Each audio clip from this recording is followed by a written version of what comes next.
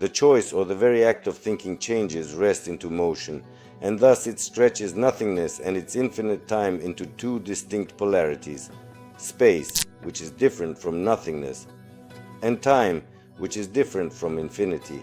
Space, time, and action appear together as a triune whole, which is observed as a result, and this result is, in essence, everything that exists. Once something exists, it oscillates and vibrates in two polarities so that it can define itself. But having manifested from rest, it maintains an inseparable connection with the potential. This unity as interdependence is expressed in an empirical consequence. The faster we move, the slower time passes for us. In other words, the greater the speed when separating from rest, the more information we lose from the infinite potential. Since this information is also energy, it is not lost, it does not disappear, but only transforms as a wave function radiated into the already available time and space. This complex triune cycle of virtual probabilities and probable polarities overflows and passes from itself, the absolute whole, into itself, the limited, while constantly studying and following the mysterious unknown self. All of this in its entirety is ultimately one imperfect unity. The true meaning and utility are found in existence itself. Those who actively learn and create we define as creators, while the rest are simply categorized as vacuum fluctuations. Both the former and the latter are manifestations of themselves, the one source. If any single element were missing from this triune whole, the others could not exist. Therefore, unity is everything, and everything is unity. In this vast wholeness of everything that is, 5 fundamental laws operate.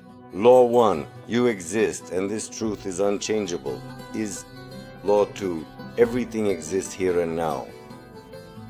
Law 3, unity is everything and everything is unity. Law 4, what you emit is what you receive. And Law 5, everything is constantly changing except for the first 4 laws. The way we think almost never truly corresponds to the way we do and act on things. This is a type of internal conflict, and when we realize it, since we are the ones who create it, our first reaction is often to find an opportunity to escape from this conflict. Whether we try to escape through judgments, comparisons, self-pity, anger, or perhaps a victim mentality and so on, in this very way we are essentially justifying ourselves, in quotes, for the ongoing existence of this internal conflict.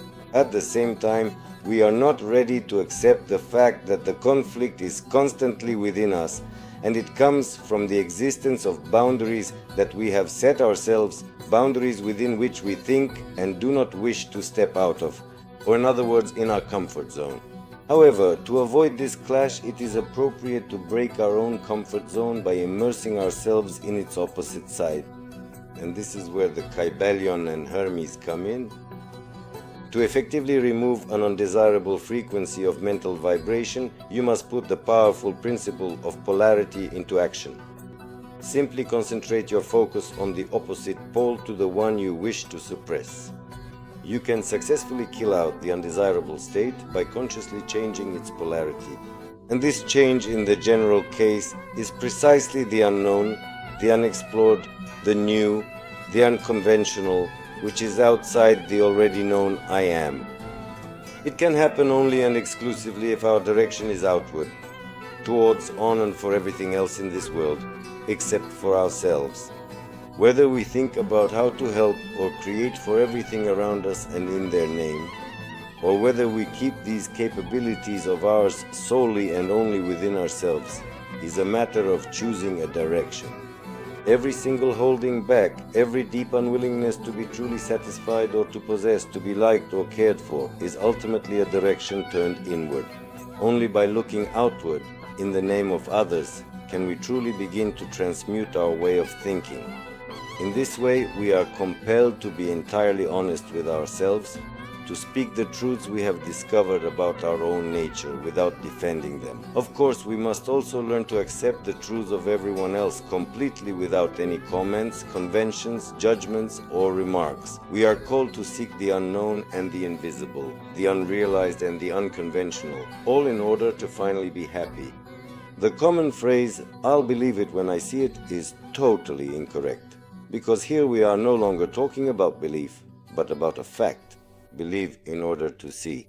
Only in this way do we unfold with love towards everything that is. Even if we assume that we do not accept, we are still accepting.